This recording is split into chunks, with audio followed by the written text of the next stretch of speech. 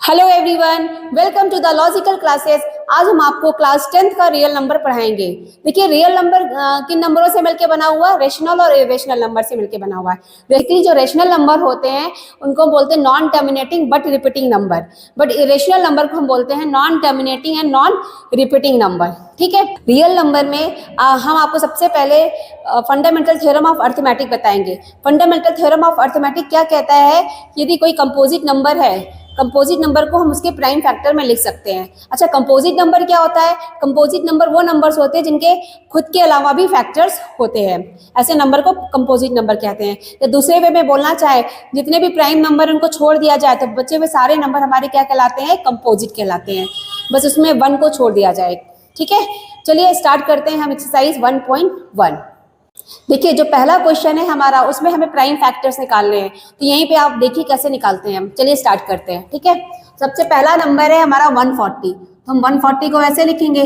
ठीक है, 0 लास्ट में है तो ये इंडिकेट कर रहा है कि 2 से डिविजिबल है। हमको डिविजिबिलिटी रूल पता होना चाहिए। तो 2 7 जा, 2 0 जा, फिर 0 आया तो फिर 2 से डिविजिबल है, 2 3 जा और 2 5 जा, फिर ये दिख रहा है लास्ट में 5 है तो इसका मतलब ये 5 से डिविजिबल है। तो 5 7 जा, फिर हमारा क्या आ जाएगा? 7 1 जा 7। ये प्राइम फैक्टराइजेशन इसका हो गया। कहने का मतलब 140 को हम इसके प्राइम फैक्टर पे लिख सकते हैं। 2 की पावर 2, 5 की पावर 1 एंड 7 की पावर 1। ठीक है, इसी तरीके से हम 156 को सॉल्व कर सकते हैं। देखो, 156 को 2 से डिवाइड होगा क्योंकि लास्ट में इवन नंबर है। तो 2 7 जा 14, 2 8 जा, फिर 2 से कट करेंगे तो 2 3 जा और 2 9 जा, फिर ये 3 से कट होगा, 3 1 जा, 3 3 जा, फिर ये 13 से कट होगा और ये हमें मिल जाएगा 1। जब तक लास्ट में 1 ना मिले तब तक हम इसको सॉल्व करते जाते हैं। डिविजिबिलिटी रूल बहुत काम आती है। ठीक है, तो 2 की पावर 2 इंटू 3 इंटू 13 हो गया। ठीक है, इसी तरीके से हमने 3825 पर करके रखा है। ठीक है, तो 3825 पर क्या आ गया? 3 की पावर 2, 5 की पावर 2 इंटू 17। अब इसी तरीके से हम 4th नंबर का क्वेश्चन देखेंगे 5005। इसका भी मैंने प्राइम फैक्टर कर दिया है। आगे 5 से कटा, फिर 7 से कटा, फिर 11 से, फिर 13 से। ठीक है, तो ये हमें मिल गया 5005 इज इक्वल टू 5 की पावर 1, 7 की पावर 1, 11 की पावर 1 एंड 13 की पावर 1। फिर इसी तरीके से मैंने 7429 मतलब 5th वाला क्वेश्चन भी सॉल्व किया। 17 से सबसे पहले डिविजिबल होगा, फिर 19 से जाएगा, फिर 23 से जाएगा। तो उसके प्राइम फैक्टर्स क्या तैयार हुए? 17, 19 एंड 23। ठीक है, इस तरीके से हम इसको प्राइम फैक्टर में कन्वर्ट कर सकते हैं। और जब हमारा प्राइम फैक्टर मिल जाता है तो उसी के बेसिस से हम एलसीएम और एचसीएफ निकालते हैं। एलसीएम का मतलब होता है कॉमन पार्ट 1 टाइम्स अनकॉमन सारे, और एचसीएफ का मतलब होता है सिर्फ कॉमन पार्ट। तो जो प्राइम फैक्टर करने के बाद हमको एलसीएम एचसीएफ निकालना है तो हम बहुत ही ईजी वे में इसको निकाल लेते हैं। ठीक है, सेकंड क्वेश्चन क्या कह रहा है कि हमें ए और बी 2 नंबर्स दिए गए हैं जिनका एलसीएम और एचसीएफ निकालना है और उसके बाद उसको वेरीफाई करना है। ठीक है, तो हमें पहले क्वेश्चन में क्या दिया है? सेकंड के फर्स्ट क्वेश्चन में दिया है a इज इक्वल टू 26 जिसका प्राइम फैक्टर बनता है 2 into 13, b is equal to 91 जिसका प्राइम फैक्टर बनता है 7 इंटू 13। ठीक है, तो एलसीएम निकालेंगे। तो एलसीएम का एक ट्रिक दे रहे हैं कि जो जितने भी आपके प्राइम फैक्टर्स है उनके हाईएस्ट फैक्टर को उठा के लिख दो तो यू गेट द एलसीएम। 2 यहाँ पे 2 की पावर 1 के फॉर्म में, 2 और कहीं नहीं है, तो हाईएस्ट इसका फैक्टर क्या है? पावर क्या है? 2 की पावर 1। 13 यहाँ पे कितने बार आया? यहाँ भी आया, यहाँ भी आया, दोनों के पावर 1 है तो सिर्फ 13 आ जाएगा और 7 आ जाएगा। ठीक है, तो ये एलसीएम आ गया। इसकी वैल्यू आ गई हमारी क्या? 13 7 जा 91, 91 2 जा 182। ठीक है, इसी तरीके से हम एचसीएफ निकालेंगे। एचसीएफ क्या होता है? Highest common factor. तो यहाँ पे हाईएस्ट कॉमन फैक्टर सिर्फ 13 है तो 13 आ जाएगा। अब हम वेरिफिकेशन के लिए चलते हैं। तो वेरिफिकेशन के लिए हमारे पास फॉर्मूला है LCM into HCF is equal to A into B. तो what is your LCM? 182, HCF is 13 और ए इज योर 26 इंटू 91। अब मल्टीप्लाई कर लो, 13 2 जा 26। ठीक है, कैरी 2, 13 8 जा 104 एंड 2 106। ठीक है, कैरी 10, 13 1 जा 13 23। देखिए 26 1 जा 26, कैरी 2 और 26 9 जा 234, 234 में 2 ऐड करेंगे तो 236। तो left hand side right hand side के इक्वल हो गया, इसका मतलब 10 वेरीफाई। ठीक है, इस तरीके से हम इस क्वेश्चन को वेरीफाई कर लिए। अब हम आते हैं इसके सेकंड पार्ट पे। क्वेश्चन का सेकंड पार्ट में क्या गिवन है, ए इज 510, बी 92। उसका ऑलरेडी मैंने प्राइम फैक्टर लिख लिया 2 इंटू 3 इंटू 5 इंटू 17, और बी का है 2 की पावर 2 एंड 23। ठीक है, एलसीएम का मैंने भी समझाया कि एलसीएम का सबसे अच्छा टेक्निक क्या होता है, ये हाईएस्ट फैक्टर हम देख लेते हैं, हाईएस्ट जो पावर ऑफ फैक्टर होता है उसको हम पकड़ते हैं। तो हाईएस्ट पावर ऑफ फैक्टर 2 का क्या है, 2 की पावर 2 तो मैंने लिख दिया, 3 का क्या है, 3 की पावर 1 तो लिख दिया है, 5 की पावर 1 तो 5 लिख दिया है, 17 की पावर 1 तो 17 लिख दिया, 23 की पावर 1 तो 23 लिख दिया है। अब हम चाहें इसको दूसरे तरीके से बोलना चाहे, कॉमन फैक्टर 1 टाइम्स अनकॉमन सारे। ठीक है, इन सब का मल्टीप्लिकेशन किया तो हमें मिला 2 3 4 6 0। इसका एचसीएफ सिर्फ हम क्या, एचसीएफ क्या है, सिर्फ 2, क्योंकि सिर्फ इसमें कॉमन फैक्टर ओनली 2 दिख रहा है। ठीक है, अब वेरिफिकेशन क्या है, बिल्कुल वैसी स्टेप से करेंगे, LCM into HCF is equal to A into B, या 2 3 4 6 0 into 2 is equal to 510 into 92।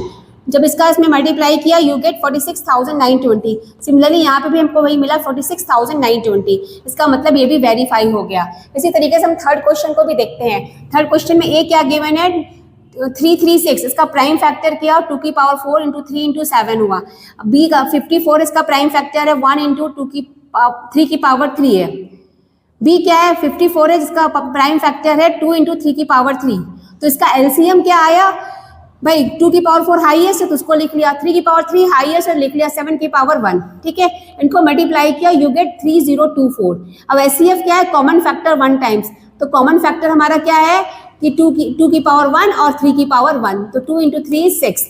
Verification किया सेम प्रोसेस से, LCM into HCF is equal to A into B, या 3024 into 6 is equal to 336 into 54, या 18144 is equal to 18144, दस verify. इस तरीके से हम इस क्वेश्चन को वेरीफाई कर सकते हैं। अब हम आते हैं नेक्स्ट क्वेश्चन थर्ड में। ठीक है, अब हम थर्ड का फर्स्ट देखते हैं। थर्ड के फर्स्ट क्वेश्चन में हमें 3 नंबर्स दिए हैं जिनका हमें एलसीएम और एचसीएफ निकालना है। बहुत ही ईजी क्वेश्चन है। चलिए हम क्वेश्चन नंबर फर्स्ट देखते हैं। 12 को हम कैसा लिख सकते हैं, 2 की पावर 2 इंटू 3, 15 का प्राइम फैक्टर 3 इंटू 5, 21 का प्राइम फैक्टर 3 इंटू 7। अब एलसीएम की बात करते हैं, तो एलसीएम क्या होता है, हाईएस्ट पावर ऑफ फैक्टर्स। तो यहाँ पे 2 है सबसे पहला फैक्टर, तो 2 का हाईएस्ट पावर क्या है 2 की पावर 2, 3 का हाईएस्ट पावर क्या है 1, 3 इंटू 3, 5 का हाईएस्ट पावर 5 की पावर 1, 7 का भी 1 है तो 7 आ गया, तो एलसीएम हमारा ये आ गया। अब जब एचसीएफ की बात करते हैं तो एचसीएफ सिर्फ 3 कॉमन दिख रहा है तो उसको हमने लिख लिया। इस तरह बहुत ही इजी वे में प्राइम फैक्टराइजेशन मेथड से हम एलसीएम और एचसीएफ निकाल सकते हैं।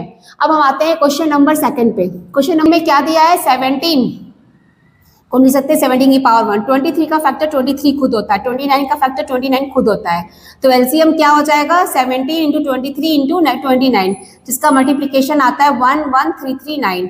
और एचसीएफ क्या है, कुछ भी कॉमन फैक्टर नहीं है, कहने का मतलब 1 तो रहता ही रहता है, इसलिए एचसीएफ इज 1। ठीक है, इसी तरह हम थर्ड क्वेश्चन पे आते हैं। थर्ड क्वेश्चन में 8 को लिख सकते हैं 2 की पावर 3, 9 को लिख सकते हैं 3 की पावर 2, 25 को लिख सकते हैं 5 की पावर 2। तो एलसीएम क्या हो जाएगा, 2 का हाईएस्ट पावर 2 की पावर 3, 3 का हाईएस्ट पावर 3 की पावर 2, 5 का हाईएस्ट पावर 5 की पावर 2। इन सब का मल्टीप्लिकेशन करेंगे तो हमें मिल जाता है 1800। इसी तरीके से एचसीएफ क्या आएगा, कुछ भी कॉमन नहीं है, इसका मतलब एचसीएफ इज 1। ठीक है, अब इसी फोर्थ क्वेश्चन में गिवन है HCF of 306 and 657 is 9, this is given. तो इसका मतलब हमारा ए क्या हो गया 306, बी क्या हो गया 657, और हमें यहाँ पे एलसीएम निकालना है दोनों नंबर का। तो हमारे पास फॉर्मूला है LCM into HCF is equal to A into B, तो LCM into 9 is equal to 306 into 657। अब हमने डिवाइड कर दिया 9 से, तो ये कट के यहाँ पे 34 आ जाएगा। ठीक है, 9 से डिविजिबल है 306, 34 है, 34 का इसमें मल्टीप्लिकेशन करेंगे तो वी गेट 22338। ठीक है, तो इस तरीके से एलसीएम हमारा निकल गया इन दो नंबर का, 306 एंड 657 का। अब हम आते हैं नेक्स्ट क्वेश्चन नंबर 5 पे। क्वेश्चन नंबर 5 कह रहा है कि वेदर 6 की power n can and with the digit 0। तो उसके लिए हमें करना पड़ेगा क्या, सबसे पहले 6 का फैक्टर निकालना पड़ेगा, और डिजिट 0 होने के लिए, लास्ट डिजिट 0 होने के लिए कम से कम 2 और 5 का होना बहुत ही जरूरी है। तो 6 का फैक्टर क्या है 2 इंटू 3। ठीक है, पर यहाँ पे 5 प्रेजेंट नहीं है, तो 5 प्रेजेंट नहीं है तो कभी भी इसका लास्ट डिजिट 0 नहीं हो सकता है। thus 6 की power n can not and with the digit 0।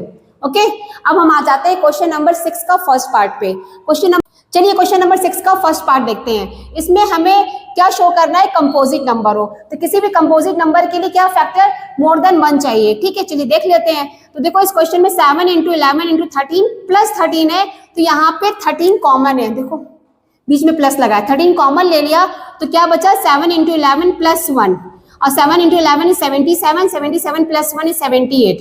तो हमने इसको और तुम्हें खोल के दिखा दिया कि भाई 13 इंटू 2 इंटू 3 इंटू 13 इसका फैक्टर हुआ, तो यहाँ पे फैक्टर मोर देन 1 हो गया, इसका मतलब ये कंपोजिट नंबर है।